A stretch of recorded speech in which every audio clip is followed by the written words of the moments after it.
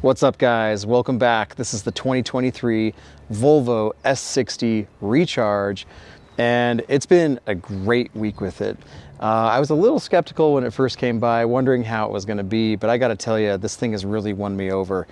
It's super classy, it looks amazing, it drives fantastic, it makes boatloads of power, and I've been averaging about 49 miles per gallon with, of course, the hybrid system that's here, the plug-in hybrid system that's here. So let me show you around. I'll show you the exterior, the interior. I'll take you for a drive and let you know my thoughts on this S60 Recharge and why it's honestly one of the most underrated options in its segment, and you definitely need to check it out. All right, so starting off in the 2023 Volvo S60 Recharge, let's go for a drive. All right, so I don't know if you're able to hear, but I did charge this overnight and it did reach its full battery capacity, which was pretty cool, you know, not bad. Overnight, just out of my normal wall charger, able to get it up to about 41 miles of range. And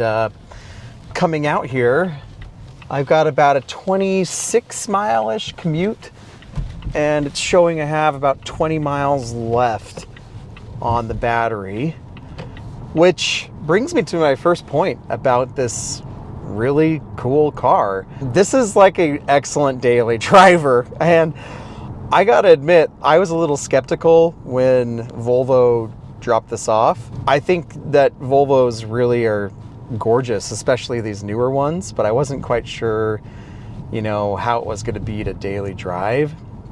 And I can happily confirm that this is really excellent. We're living in a time when cars are just so good, and this Volvo, I mean, I don't know, I mean, Volvo, I guess, has had its perceptions over the past, but yeah, Volvo here has really done a great job with, I think, their whole lineup, but this is the one I'm especially impressed with now. Like, you could charge this every night, and most people will probably be able to commute to work and back just on the battery. Now, I don't know exactly how much, you know, that's going to impact your power bill, but that's a pretty cool option. And it's pretty punchy just with the battery, you know, with the electric motor.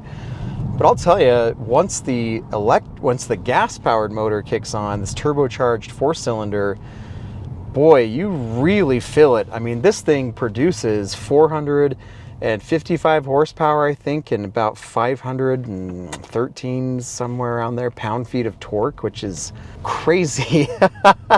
And with that battery, a lot of it is just really all of a sudden. So I'll show you that in just a second, but the power here is really, really nice. I mean, here we go. Let's just pass this guy. Crazy. Wow.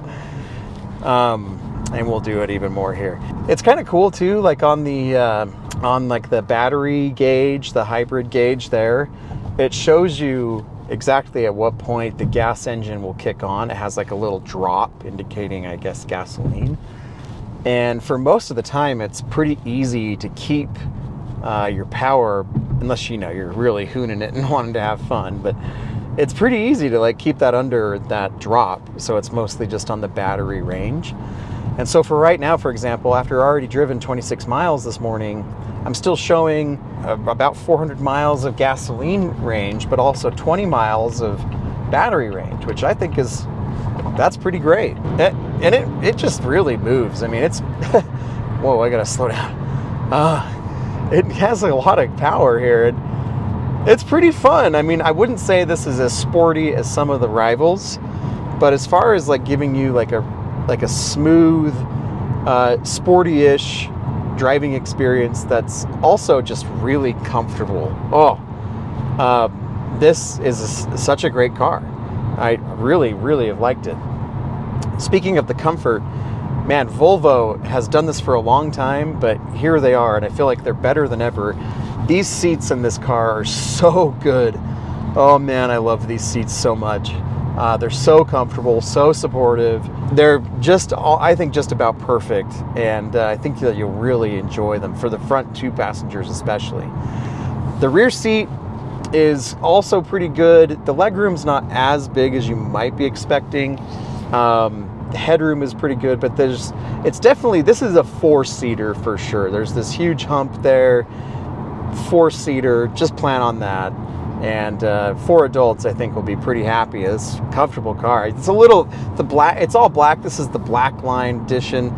It's a lot of black, you know, interior. I'm a fan of, you know, breaking up the color contrast and stuff, but I mean, it's gorgeous. So yeah, I mean, if you're looking for something that's really classy, I mean, this has style to spare, in a good way. It's not over the top at all. It's just, it looks so nice. If you're looking for something that's like sporty-ish, but not like really sporty, but you know, it's fun to drive. Like, it just is a pleasant place to be, with pretty good EV range, like 41 miles of just total battery range. Like, that's, like I said, pretty good. I think you got to get yourself a compelling car. Now, let's talk price for just a second. So the base price for the S60 Recharge is right around 52 grand. And as optioned, this is the Blackline edition. It's got a couple other options, including like this $3,200 Bowers & Wilkins stereo, which is really good. But I mean, if you're okay with the standard Harman Kardon stereo that comes in this, you know, you can save $3,200 and take your family on a pretty nice trip. But anyway, starting price 52 grand. As tested, this one's about 62. I believe it's still eligible for the $7,500 tax credit. It may not be, but let's just pretend it is. And then, I mean, this is a pretty compelling option. Like, it's 62, let's just say 60 grand. Then if you have that tax credit to help you out with your taxes and stuff, that's pretty cool. I mean, it's fun. This is a fun car. Like, who would have thought, you know, 20, 30 years ago that you'd be really saying that like Volvo's cars are like super fun, but this is, I'm really enjoying it. Like, this is a great daily driver. I mean, yeah, it's a little more on the expensive side, but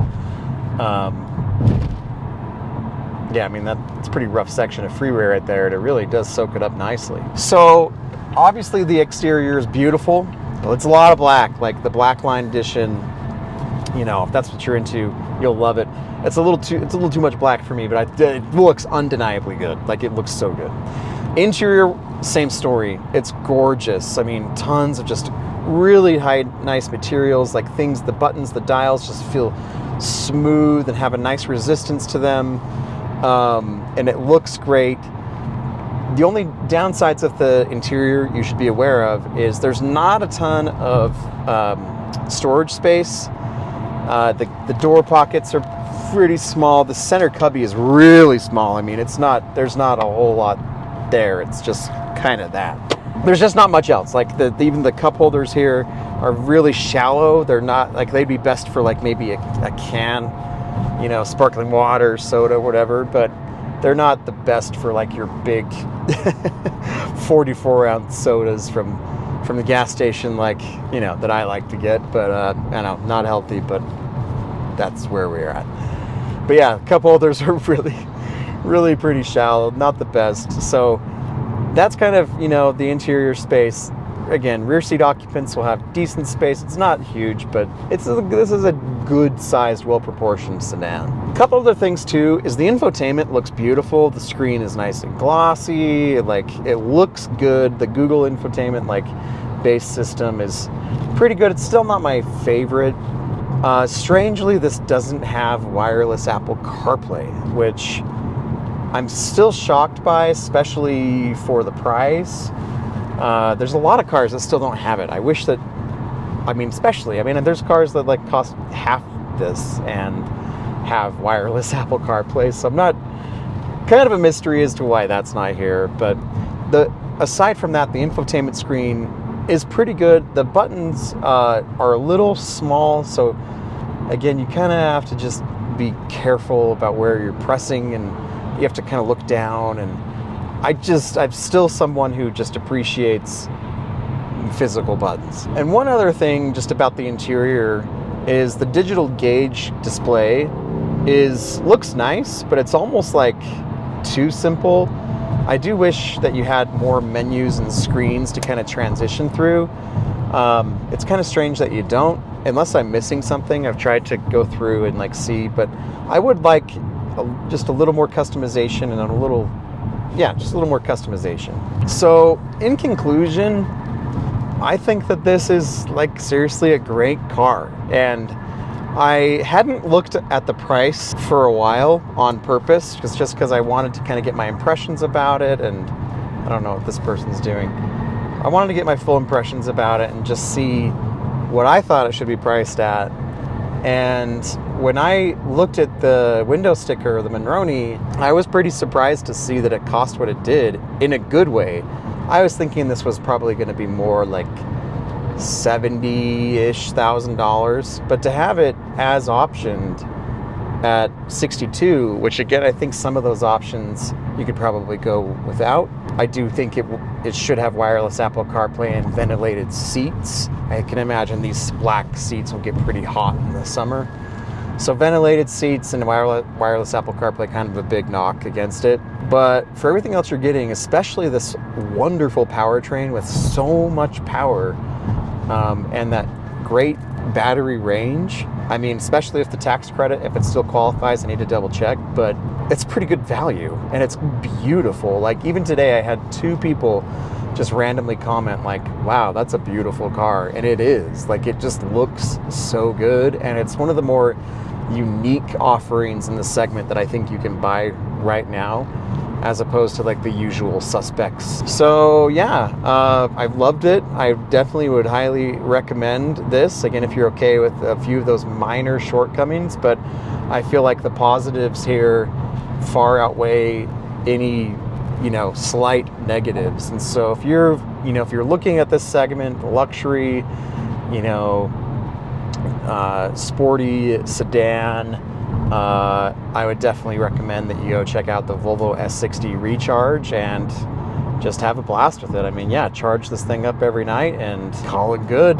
It's cheap transportation. And thanks for watching, guys. Really appreciate it. And if you don't mind, obviously subscribing and commenting and sharing your experience. If you own one of these, I actually don't know anybody that owns one. So if you have some ownership experience, let us know in the comments what it's been like, and hopefully it's been positive. And a huge thanks to Volvo for sending this out, and just keep up the great work. I think the Volvo lineup, like across the board, is really cool right now. So anyway, thanks everybody. Talk to you later.